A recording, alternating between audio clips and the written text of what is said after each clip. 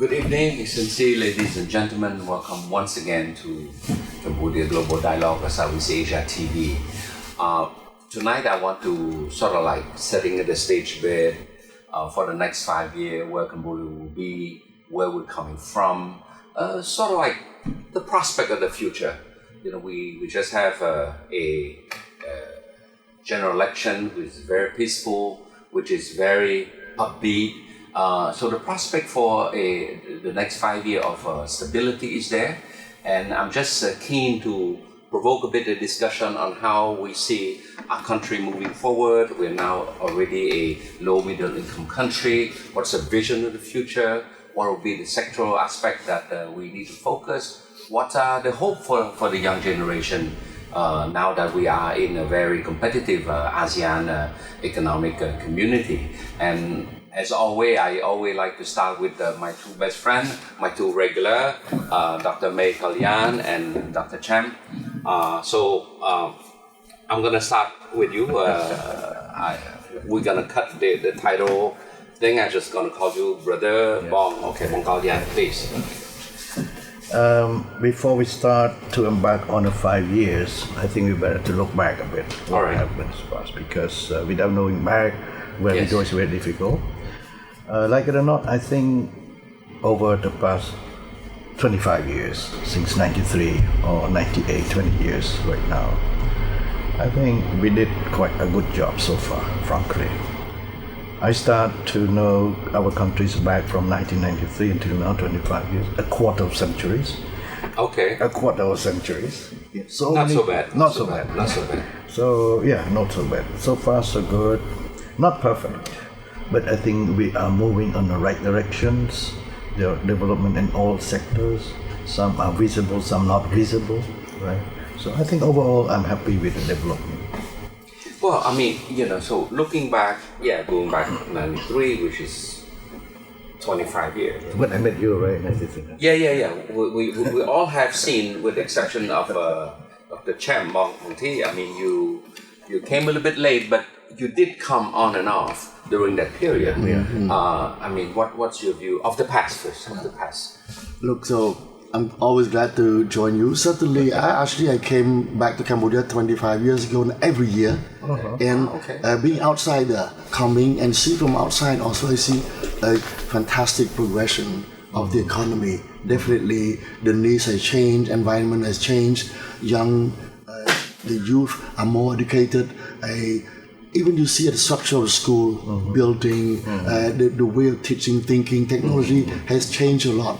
Now with this in mind, I heard from economists that Cambodia need to diversify her economy, and diversification means industrialization. So it's moving on that. And with this, I see in the future the need of developing, applying more science technology to agriculture, which is a foundation of culture, but also in a sector like manufacturing. I see also finance going to change also with this. So science technology, not because I'm biased, will be needed in order to allow Cambodia to start growing and maybe in the near future taking off industrialization for sure. It's a bit exciting that we are now talking about industrialization, science, technology, because when you look back in 93, we didn't even have the internet yet, no? I mean, it's only a few years later you start to have this modem. Right. And then the email, the fax, a one page of fax sent to America at that time, it cost $7. It's unbelievable. And now we shift forward 25 years. We're now in a new era of science, technology, finance, fintech, innovation. But let's go back still, a bit, from the because you're an agronomist, agroeconomist. Cambodia, nonetheless, we are still a agricultural country. Some 80% of our people still live off the land. Where have you seen mostly in the last 20 years progress in that sector? Yes, before I answer that, I go back, I get one step further. after 93, all we know, it is very fragile environment, very, very delicate. Anything could happen because we just emerged from a very, very difficult period of our histories. So every day, every month, every year, the time pass, it's beneficial for us because we are small babies at time, really small babies. So small babies very sensitive to shock to anything. But 25 years allow us to be adults, but maybe young adult, adolescents. Yes. Maybe not 25 years, but maybe let's say 13, 15, something like that, right? It's still a delicate time, but we are far away from the babies. Yes. So I think institution-wise, economic-wise, mentality-wise, our life-wise, it's all different. I'm happy to note that our human resources has been really strengthened. Yes. Of course, still a lot of things to do, but compared with that time, a lot has been developed. Universities, young people, I believe in development of a country is based on a people. Yes. Right? It's based on a people. So now our people, if we're talking about at that time they are 0 year, but now they are 25 years, right? 25 years. Well, and speaking of human resource development, I mean, Dr. Chhem, you had Cambodia's oldest research institute. Perhaps you can trace back the history of the human resource, or I like to call the capital of this country. So two aspects of CDRI. When it started, it was a place to train CV7 mid-level in English and administration, policy design, and it has changed so much. And by that time, many trainers. We didn't have research yet, foreigner, expat, but now we have almost all Cambodian. It doesn't mean that we cut connection working with scholars across the globe. So now we have more than a dozen of PhDs, and the rest are master degrees. They're young, they're 30, 35.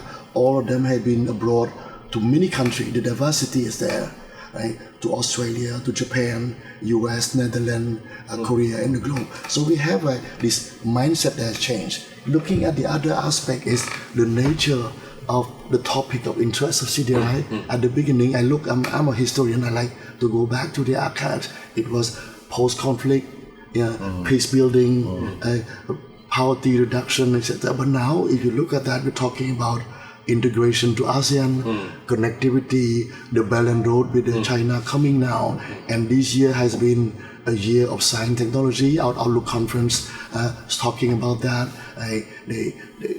The top political leadership has taken up on that. The Prime Minister has mentioned in his speech, and that science technology is important. So there's an evolution for that. And with this, and other point is that language.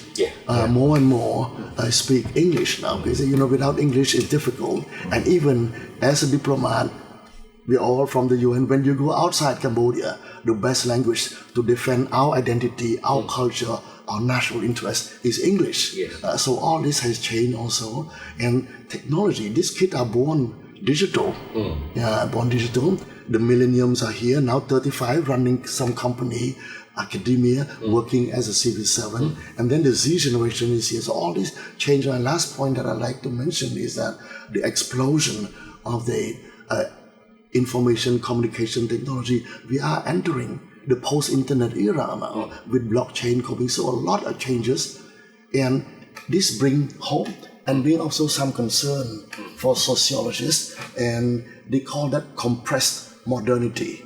Compressed modernity. What do you mean by that? Yeah, it's a concept that is very hot now that we should look, because number one, if you look at the West, Europe, the US, it took them 100 to 250 years to develop, and then Japan 100, Korea 50 something, and 30. We're just moving so fast. So that's compressed in time, and the other one is compressed in space. Cambodia Phnom Penh has one of the highest urbanization rate in the world. So it compressed also from the countryside because of opportunity of work here. So time and space altogether raise some social issues also. Yeah. I mean, and this is always, come opportunity challenges there. Yeah. It's Cambodia is in a way we sort of skip a lot the learning curve. Being a late starter because of the war and everything. But we've been able to skip that learning curve mainly because of technology. Yes. I think technology is a great leveler. Yeah. Is a great sort of like an equalizer, Yeah. and it gives us the opportunity to really catch up with the neighbor.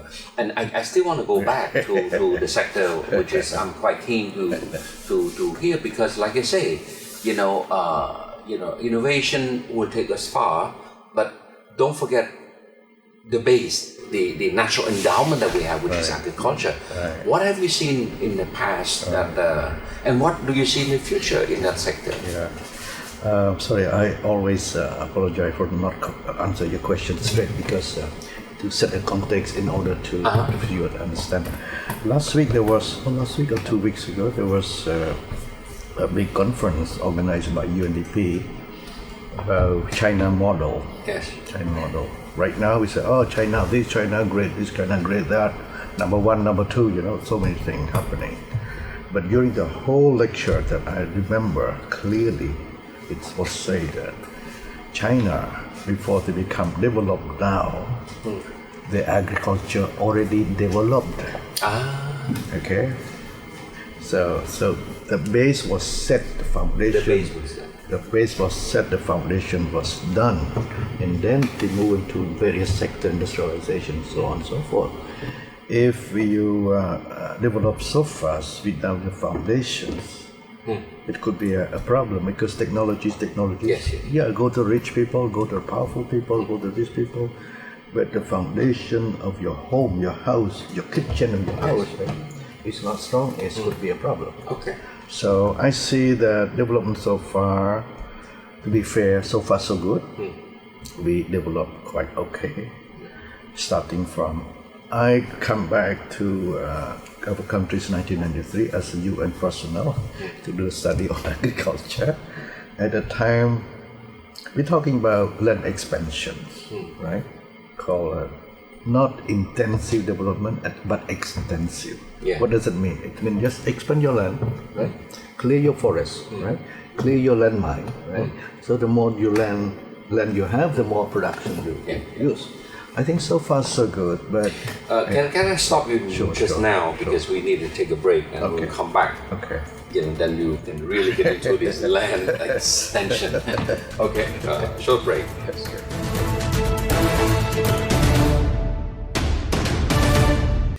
So, let's delve into its most profound depth. It's something that I'm quite excited to hear. Is you mentioned about the difference between.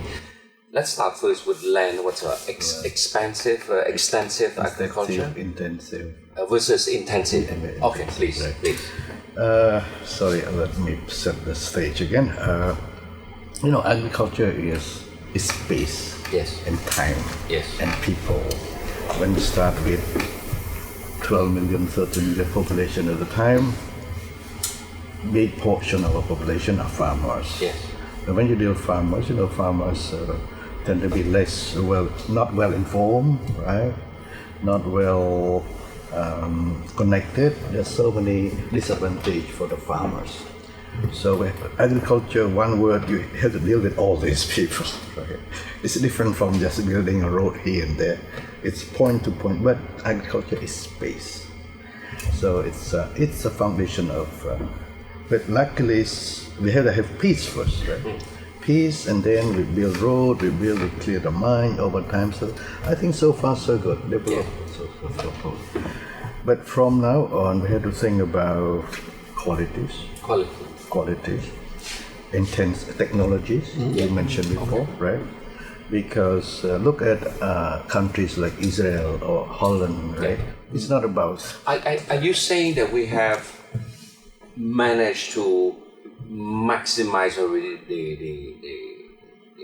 the space, the agriculture space already, that now we need to move up the quality, or do we still have work to do in terms of expanding our agricultural cultivation base? I think if we manage what we opened so far well, all right, maybe there's no need to cut more forests. Okay. Right. We have to keep some forest, some environment intact, right? Yes. So it's a chicken and egg thing. If you really focus on industry type of agriculture, technologies and so on, you create income, you could value add it in a place that you open already. Yes. There's no need to clear more. So it's not a time of space, but really technologies, mode of productions. So we have to start to think what is good for us in terms of agriculture. Is not only agriculture, it's about economy, it's about societies, so many things. What I'm worried now, really, it's not to blame anyone, but we have to develop more agriculture in order to attract more people in rural areas. The way I see now is kind of hollowing out. Because as what Dr. Chhem mentioned, is that you have a massive migration from rural area to Phnom Penh. Right. Also to Thailand. Or also to foreign countries. Yes. So if you go to countryside, it happened maybe everywhere in the world anyway, but it's not a good example, right? We have to really find a way how to make our rural area more attractive. To be attractive, you got to give more opportunities for great income. To create more job in the rural areas, right? Prosperities. Yes. Give me some example that initiative we could do to make the rural area more attractive for the younger generation to stay there. I start and collapse many times about the silk. The silk, silk culture. The famous silk. The famous golden silk. Golden silk. Golden or not golden is not a problem. Okay. But we say at our big policies, rectangular strategies, number 3, number 4 now, the word is diversification, meaning to multiply our product, so to be more value added. So, example of silk, for example, we talked here before, right? A few years ago. At the time, after that, I failed because of so many problems. But hope this time. It's okay. We're learning. We're learning. This is about development. So the point is, we import 400 tons of silk yarn. I have that in my bag. Metric tons. Yeah, metric tons. Every single year, 400 tons. Wow. And we produce how much? Can you guess? 1 ton. 1 ton. Less than 1%. Less than 1%. So, and then we do not know our problem. We keep saying that, we are great. So that we know, because economically it's so obvious. We import 400 tons. If you are great, why do you import? Right? We could make inside. The problem we could not make inside because our silkworm are sick. We raised 100, 80 are dead. Mortality rate is high. Wow. Right?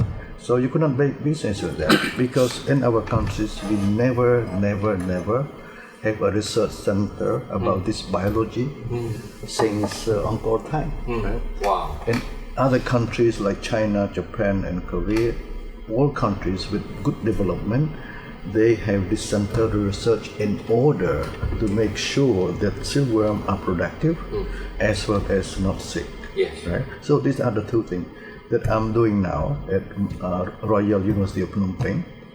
But the good thing is that you linking to Dr. Chhem said that you have failed several times in the past to develop that silk because of lack of technology, that sort of thing. But now, thanks to technology, thanks to the financial resource also of the university, let's be real about it. Without the financial resource, they wouldn't be able to put a lab.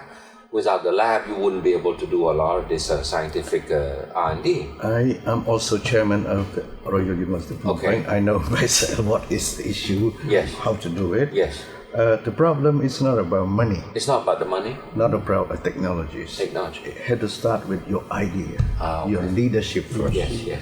When we start, we don't have money. Yes. Right? Okay. But we have a dream. Okay. Yes. Okay. Okay, let's go for it, right? Yes. When we start, we have nothing. Yes. And right now at universities, I ask my faculties, my students, because we never have a culture of research. We never have. Science technologies, we all imported or here and there, but to me, it's not really depth in our culture yet. Right?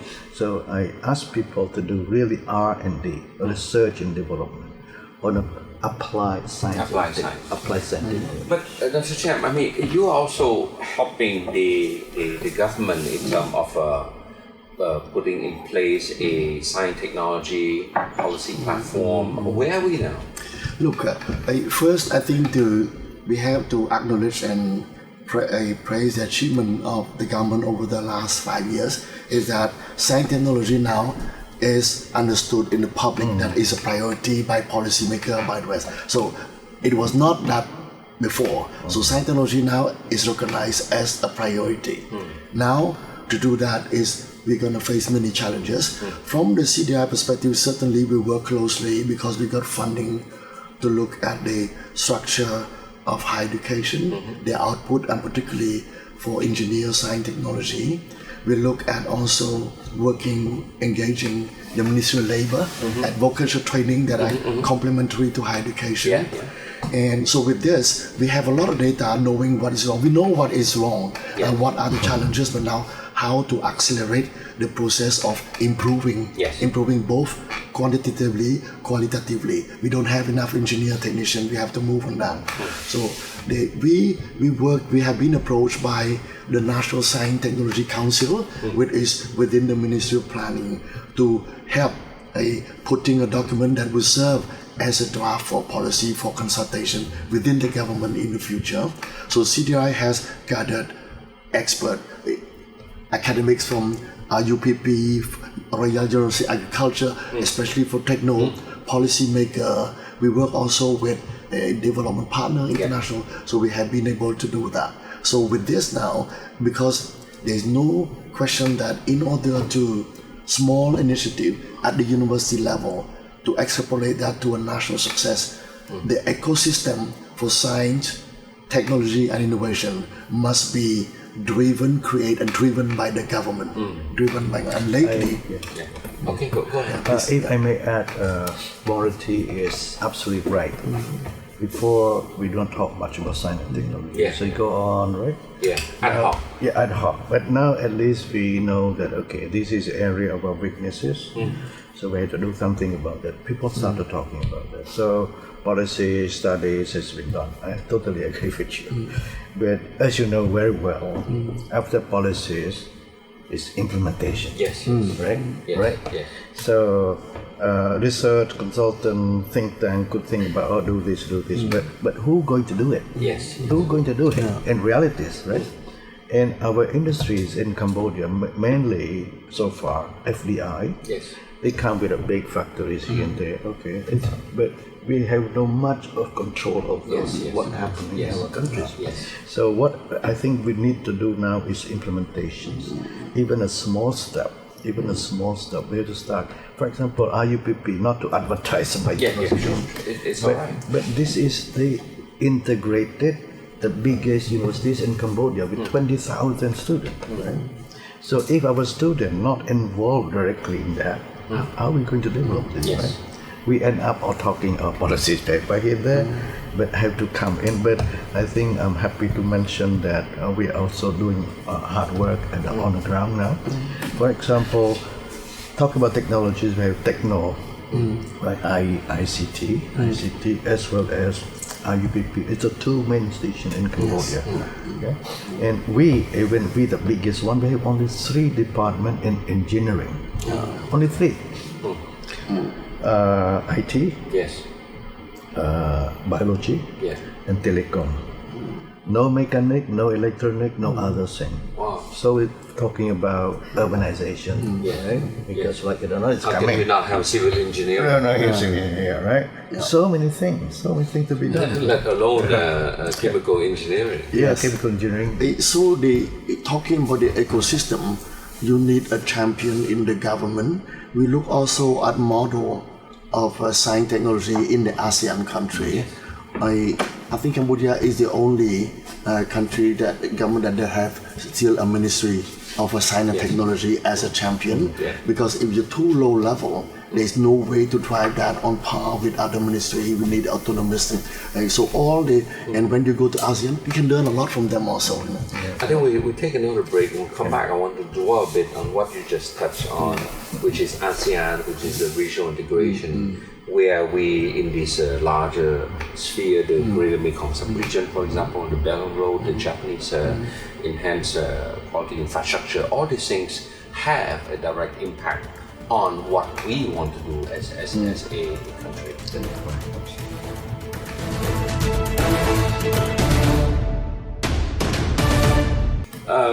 Well, I mean, we talk quite a bit on the country from the historical perspective the last 25 years. You have touched quite a bit on how you see the future, in terms of technology, innovation, the use, how we can tap all this dynamic tool there. But for this last part, I want to focus more on where do we fit in the larger sub-regional and regional context. I'll put aside the word for now, maybe be a topic for another session.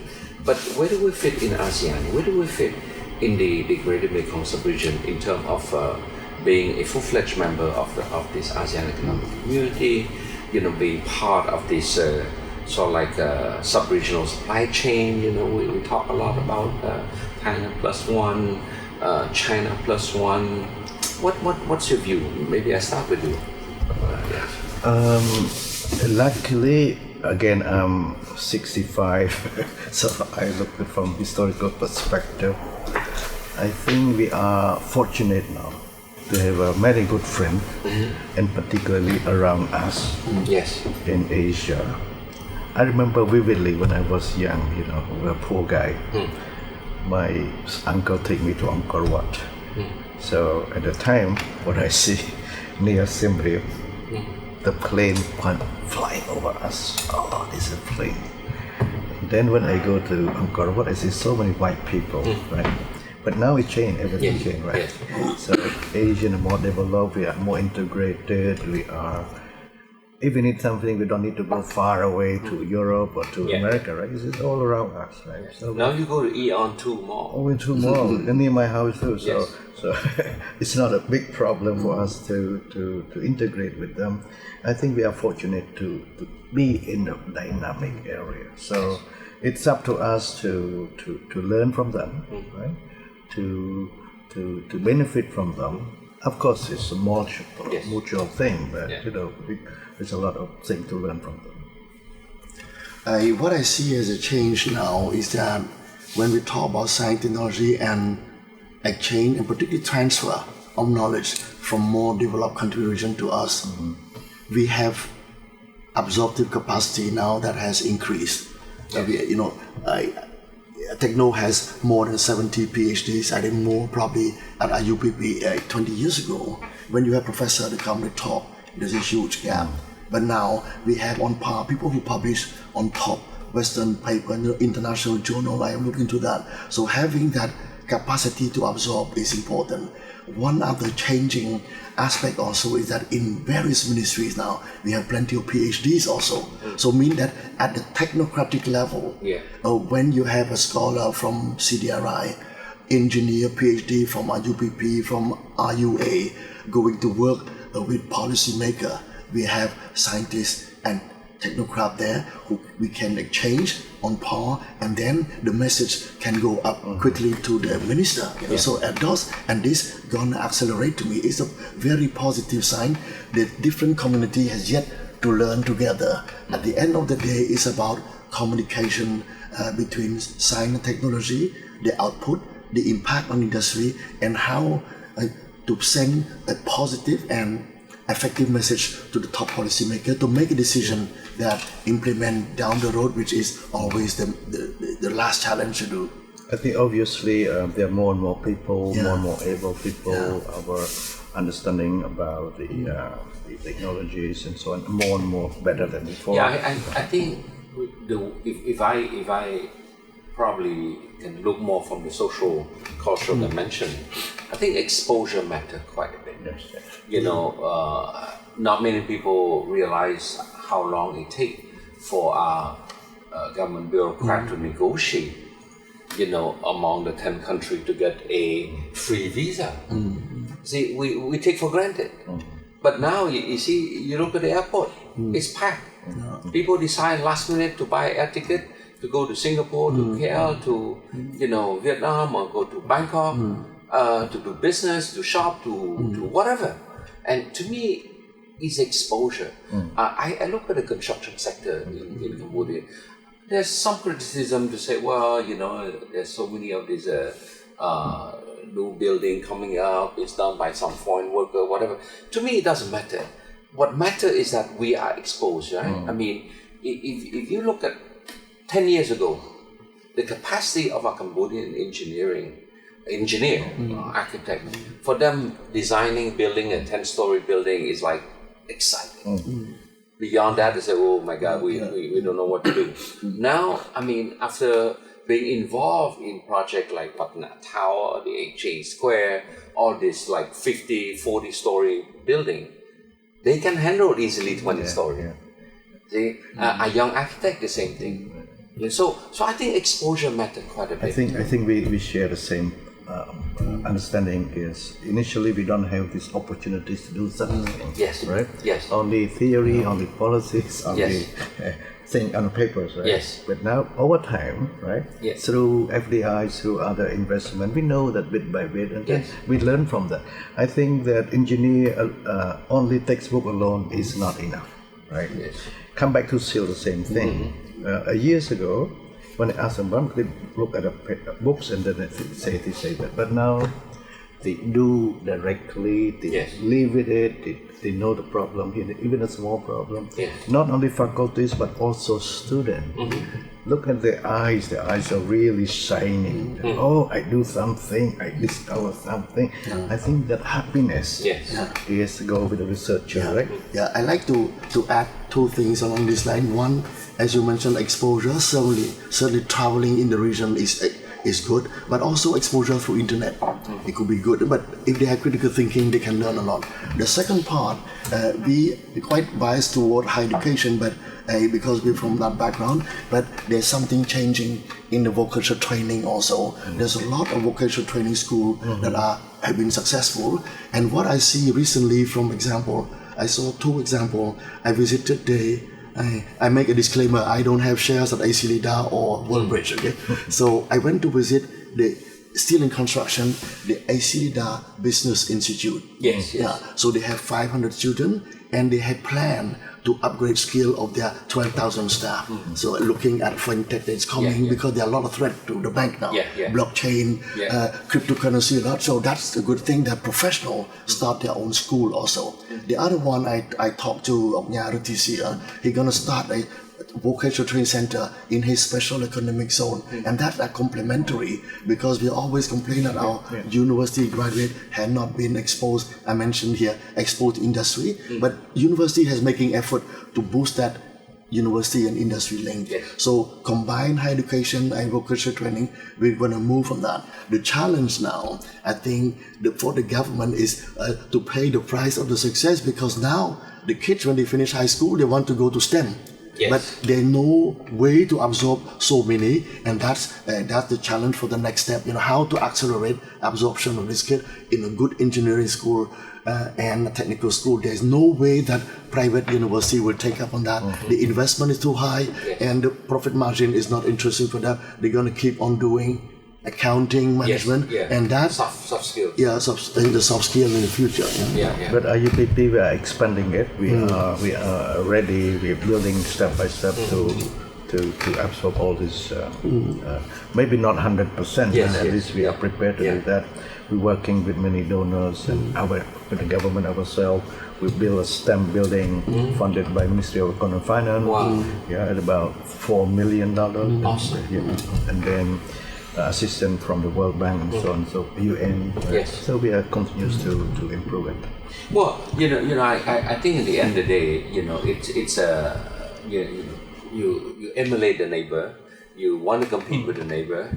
You are, I would say, excited to see how the neighbor are performing. And the good thing about this ASEAN Economic Community is that, we all want to catch up. I always say that the ASEAN 4, which is the last one, in the old day, they always say, well, you are the laggard. But I think, as you can see from the last couple of years, that they are the source of growth for ASEAN. They are the emerging market. They are the country that have young population, versus a country like, for example, Thailand. Believe me or not, Thailand is an aging society. Before getting rich. Yeah. Why do you think so many of the Cambodian labor are there? Because they don't have enough workforce there. For Thailand, without the 1 million Cambodian worker, many of their factory will be closed down. But you see, these are some of the challenge that I see in the region. But it gives us the opportunity to say, look, if we can build on Angkor Wat, I hate to use this example because the grandeur of the past is the grandeur of the past. But we should have this national pride to say, look, if our ancestors can build Angkor Wat, we sure can catch up with the fact that we have all this technology available at hand now. The main thing is to inculcate this strong spirit of nationhood, the strong spirit of nation building, pride, and be honest. Can I share an example, specific example of what you just said? For the last 3 years, I've been involved in a panel to select the best Cambodian student to go to study at the Southern University of Science and Technology in SNEC in Chhem. It's the most advanced university that had been built only 6 years ago. We have 20 now. The first batch of 9 when they arrived, because we interviewed to look how they fare there.